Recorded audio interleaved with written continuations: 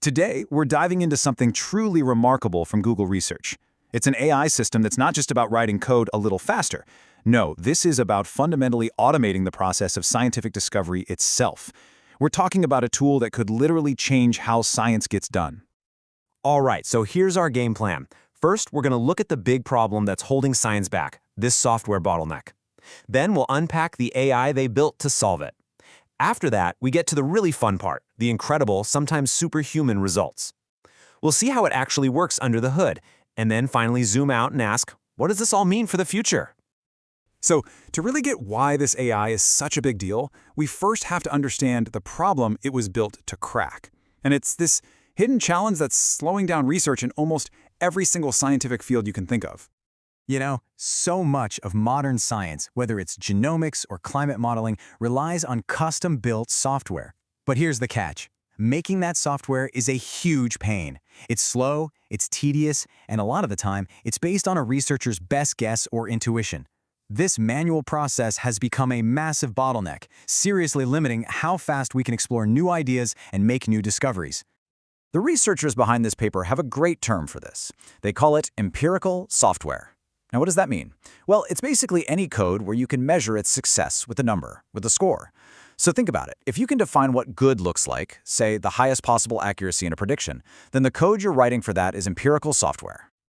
So, how in the world do you break through a bottleneck like that? Well, this is where the genius of the Google team comes in.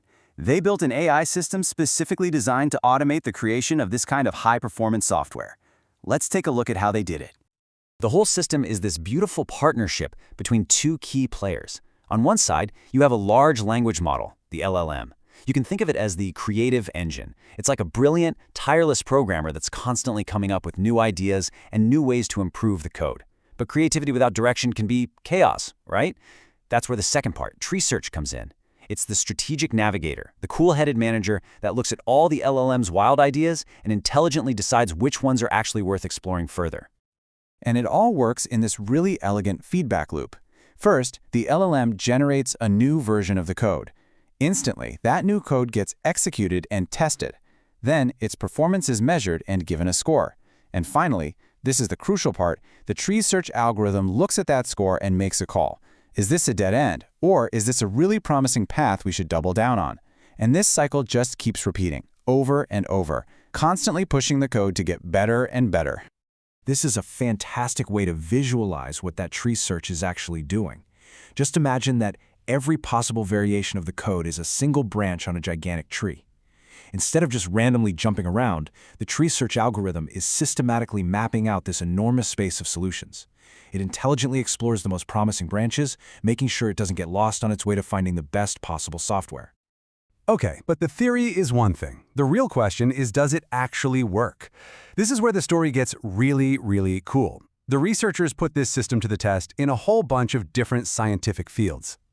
Let's start with genomics. We're talking about the super complex task of analyzing single-cell data, where the goal is to filter out all the noise from experiments. The system wasn't just pretty good at this. It was legitimately superhuman. Get this. It discovered 40 completely new methods that performed better than every single existing tool developed by human scientists. It didn't just tweak old methods, it invented dozens of new, superior ones all on its own. Okay, next up, public health. They took historical data and gave the AI a really tough challenge, forecasting COVID-19 hospitalizations, a notoriously difficult thing to predict accurately. And, yep, same story. The results were just staggering. The AI generated 14 new forecasting models that were more accurate than the official CDC ensemble, and that ensemble is itself a combination of predictions from dozens of expert teams. The AI consistently beat the gold standard. Then they moved on to geospatial analysis. Here, it took on the challenge of what's called semantic segmentation, basically teaching a computer to label every single pixel in a satellite photo. And as you can see right here, it created software that could pick out things like airports and highways with absolutely state-of-the-art precision. And the list just keeps going. In neuroscience, it beat all the benchmarks for predicting brain activity in a zebrafish. For general time series forecasting, it outperformed sophisticated deep learning models. It even invented a totally new algorithm for solving tough mathematical integrals that the standard Python libraries just can't handle. The sheer breadth of its success is just mind-blowing. So this brings up a really fascinating question, right? It's one thing to make code a bit more efficient, but how is this system actually inventing brand new world-class solutions? What's the engine driving its innovation? Now this is super cool. This plot gives us a little window into the AI's discovery process. The line shows the performance score getting better over time, but look closely. It's not a smooth, gradual climb. You see those sharp vertical jumps? Those are the key. Those are the aha moments, where one single, clever tweak to the code resulted in a huge leap forward in performance.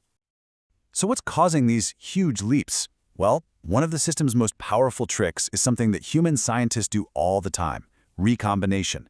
It's the art of taking existing ideas that work and combining them in new, clever, and sometimes totally unexpected ways. Here's a perfect example from that genomics problem. For years, scientists have used two different methods. Method A is good at removing big, obvious noise in the data. Method B is better at removing more subtle, local noise. Humans always use them separately, but the AI tried something new. It discovered that if you use Method A first to do a big cleanup, and then you apply Method B, the combined result blows both individual methods out of the water. It created a brand new winning strategy just by recombining old ideas. And this really gets to the heart of why the system is so powerful. As the researchers themselves put it, the superhuman results come from its ability to search for solutions exhaustively and tirelessly at a scale that's just impossible for a person. It can try out thousands of these combinations, find that one needle in a haystack, and it never gets tired, and it never gets bored. So, let's step back for a second and think about the really big picture here. Because a tool that can autonomously create world-class scientific software, that has some pretty profound implications for how we're going to do research from now on. What we're really looking at here is more than just a fancy code writer. This could be a fundamental shift in how we use AI in science. We're moving away from AI as just an assistant that helps with small tasks and toward AI as a genuine partner in the scientific process itself. And maybe the biggest impact of all is just raw speed. A research idea that might take a grad student weeks or even months of painstaking trial and error coding, this system can explore in a matter of hours or days. That incredible compression of the research timeline could just dramatically accelerate the pace of discovery across the board. And that leaves us with a final, really powerful thought to chew on. What happens when we can test our ideas not at the slow pace of human trial and error, but at the blistering speed of machines? What new frontiers are we going to unlock? And what problems that seem impossible today will we finally be able to solve?